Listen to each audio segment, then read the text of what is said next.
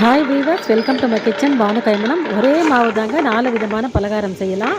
வெறும் பச்சரிசியில் அரைக்க முடியுமான ஒரு சகோதரி கேட்டிருக்கீங்க. கண்டிப்பாக அரைக்கலாம். அது ரேஷன் பச்சரிசியாக இருந்தாலும் சரி, மாவு பச்சரிசியாக இருந்தாலும் சரி. இப்போ நான் கிரைண்டரில் அரைச்சிட்ருக்கிறது வெறும் பச்சரிசி. ஒரு 4 டம்ளர், அரை டம்ளர் உளுந்து, 1 டேபிள் ஸ்பூன் வெந்தயம். இந்த மாதிரி மெத்தடில் நீங்கள் அரைச்சி ஆப்பமும் செய்யலாம். நாள் மிஞ்சி போன சாதத்தை தண்ணியில் போட்டு வச்சுருக்கேன். ஐஸ் வாட்ரு தண்ணியில் போட்டு இந்த மாதிரி ஃப்ரிட்ஜில் வச்சுக்கோங்க. இப்போ இந்த சாதம் ஜில்லுன்னு ஐஸ் வாட்டரில் ஊறிட்டுருக்கு. எப்படி உதிராக இருக்குது பாருங்கள். ராத்திரி சாதம் ஒரு 3 கைப்பிடி இருக்குங்க சாதம். அவ்வளவு சாதம் மிஞ்சி போச்சு. நல்ல பெரிய கிண்ணத்தால் ஒரு கிண்ணம் சாதம். இதுதான் இந்த பச்சரிசி கூட போட்டு இப்போ நம்ம அரைக்க போகிறோம். அரிசி கொஞ்சம் கரன்னு அரைஞ்ச பிறகு இந்த சாதத்தை சேருங்க. எவ்வளவு சாதம் எடுத்து வச்சுருக்கேன் பாருங்கள். இந்த மாதிரி செய்யும்போது எந்த விதமான சோடா உப்போ ப்ரிசர்வேட்டிவோ எதுவுமே நீங்கள் சேர்க்க வேண்டாம். என்னோடய அரிசி கரன்னு அரைஞ்சிருச்சு. இப்போ சாதம் சேர்க்குறேன் பாருங்கள். இதே மாதிரி மெத்தடில் நீங்களும் அரைச்சி ஆப்பம், ஊத்தப்பம், குழி பணியாரம் எல்லாமே செய்யலாம். கண்டிப்பாக செஞ்சு பாருங்கள். இப்போ தான் என்னோடய சேனலை ஃபஸ்ட் டைம் பார்க்குறீங்கன்னா பானு கைமணம் குக்கிங் சேனலுக்கு லைக் போடுங்க, வீடியோவை ஷேர் பண்ணுங்கள், மறக்காமல் சேனலுக்கு சப்ஸ்கிரைப் பண்ணிக்கோங்க. இப்போது என் கையால் ஒரு 3-4 கை சாதம் எங்கள் வீட்டில் எனக்கு மிஞ்சி போச்சுங்க. கிட்டத்தட்ட ஒரு டிஃபன் பாக்ஸ் சாதம் அப்படின்னு வச்சுக்கோங்களேன். அந்த அளவுக்கு சாதத்தை ட்ரையாக ராத்திரி எடுத்து வச்சுட்டேன். மறுநாள் ஆப்பத்துக்கு ஒரு 4 டம்ளர் பச்சரிசி, அரை டம்ளர் உளுந்து, 1 டேபிள் ஸ்பூன் வெந்தயம் எல்லாத்தையும் 5லேருந்து 6 மணி நேரம் ஊற வைங்க. அதுக்கப்புறம் கிரைண்டர் போடுங்க.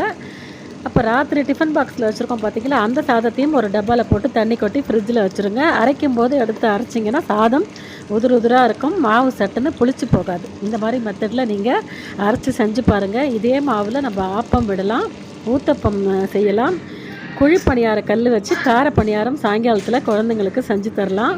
இதில் சோடா உப்போ ப்ரிசர்வேட்டிவோ எதுவுமே நீங்கள் சேர்க்க வேண்டாம்.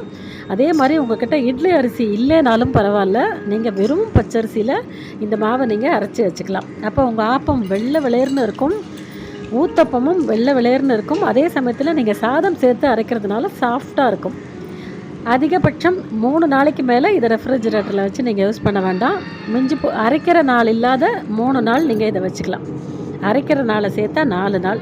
இப்போ அரைக்கிற ஒரு நாளை நம்ம சேர்க்க வேண்டாம். அது இல்லாத 3 நாள் மாவு சாதம் சேர்த்து அரைக்கிறதுனால சட்டுன்னு நீத்துக்கும், சட்டுன்னு புளிச்சுக்கும். நீங்கள் 2 பாதியாக பிரிச்சும் வச்சுக்கலாம். உப்பு கம்மியாக சேர்த்துக்கலாம். அப்போ உங்களுக்கு மாவு சட்டுன்னு புளிச்சு வராது. ஆப்பத்துக்கு பதம் பார்த்தீங்கன்னா, உங்கள் விரலை மாவுக்குள்ளே விட்டிங்கன்னா அந்த விரலில் மாவு ஒட்டணும். நல்ல மழைன்னு வெண்ணெய் மாதிரி அரைக்கணும். இந்த அளவுக்கு மாவு உங்கள் கையில் ஒட்டுச்சுன்னா சரியான பதம். இதுதாங்க ஆப்பம் மாவு அரைக்கிற சீக்ரெட்டு. கண்டிப்பாக நீங்களும் ட்ரை பண்ணி பாருங்கள். இப்போ நானே உங்களுக்கு ஒரே கையால் ஃபோனில் வீடியோவும் எடுத்துக்கிட்டு ஒரு கையால் ஆப்பம் விட்டு காட்டுறேன் பாருங்கள். நான்ஸ்டிக் ஆப்பச்சட்டி தாங்க நான் அடுப்பில் போட்டிருக்கேன். அது ஒட்டாமல் வர்றதுக்கு வெங்காயத்தை கட் பண்ணி எண்ணெய் தொட்டு தடவி வச்சுக்கோங்க. ஆப்பம் வெட்டாக வரும், ஒட்டவே ஒட்டாது. அதே மாதிரி ரொம்ப ஹை ஃப்ளேமில் ஆப்பம் குக் பண்ணக்கூடாதுங்க. ஒரு மீடியமான ஃப்ளேமில் குக் பண்ணுங்கள். இதே நம்ம வெறும் அரிசி மட்டும் அரைக்கிற ஆப்பமாக இருந்தால் ஹை ஃப்ளேமில் குக் பண்ணலாம். இதில் சாதமும் சேர்த்துருக்கோம். அதனால் அப்படியே கடாயில் ஒட்டிக்கும் சில சமயம். அதனால் நீங்கள் ஒரு மீடியமான அடுப்பானலில் இந்த ஆப்பத்தை குக் பண்ணுங்கள். ரொம்ப சிம்மில் இல்லாமல் ஒரு மீடியமான அனலில் குக் பண்ணிங்கன்னா ஆப்பம் வெள்ளை விளையர்னு பஞ்சு மாதிரி கிண்ணமாக வரும். இந்த மாதிரி அழகாக ஓட்டையாக விட்டுக்கும். எனக்கு எவ்வளோ ஓட்டை விட்டுருக்கு பாருங்கள். வெந்தயம் போட்டாலே ஆப்பத்தில் இந்த ஹோல்ஸ் விட ஆரம்பிக்குங்க. இதுக்காக நீங்கள் ஆப்ப சோடாலாம் தயவுசெய்து யூஸ் பண்ணாதீங்க. வயிற்றில் புண்ணு வர்றதுக்கு இந்த சோடா ரொம்ப தீங்கானதுங்க. நம்ம உடம்புக்கு வயிற்றில் புண்களை ஏற்படுத்தும், அதிகமான வாயு தொந்தரவுகளை ஏற்படுத்தும் நம்ம வயிற்றில். அதே மாதிரி குடலை அப்படியே அரிக்கும் அந்த சோடா. அதனால் தயவுசெய்து ஆப்ப சோடா யூஸ் பண்ணாதீங்க சமையலில். எவ்வளவு கோல்டன் கலரில் மொறுன்னு இருக்குது பாருங்கள். ஓப்பம் நடுவில் அப்படியே பன்னு மாதிரி திக்காக விட்டிங்கன்னா அப்படியே நடுவில் குண்டாக இருக்கும் ஆப்பம். ஓரத்தில் இந்த மாதிரி நல்ல கோல்டன் கலரில் வரும். இது நான் ஒரே கையால் சுமாராக ஊற்றி காமிச்சிருக்கேங்க. 2 கையால் நீங்கள் சுற்றுனீங்கன்னா பெரிய ஆப்பமாக சுற்றலாம். சூப்பராக வரும். நான் இது தேங்காய் பால் கூட இன்றைக்கி சாப்பிட போகிறேன். அப்படியே ஷைனிங்காக இருக்கும் உங்கள் ஆப்பம். நம்ம சாதம் சேர்த்து அரைக்கிறோம் பார்த்தீங்களா, அதனால் ஆப்பத்தை நீங்கள் அந்த ஓரத்தை பார்த்தீங்கன்னா அப்படியே ஷைனிங்காக மினுங்கும். நீங்கள் கண்டிப்பாக செஞ்சு பாருங்களேன். உங்களுக்கு சூப்பராக வரும். அப்புறம் கமெண்ட்டில் நீங்களே சொல்லுவீங்க. இப்படி தான் இருக்கும். இது வந்து ஒரு நாள் கழித்து மறுநாளும் மாவு எனக்கு நீர்த்து போகலை பாருங்கள், திக்காக இருக்குது.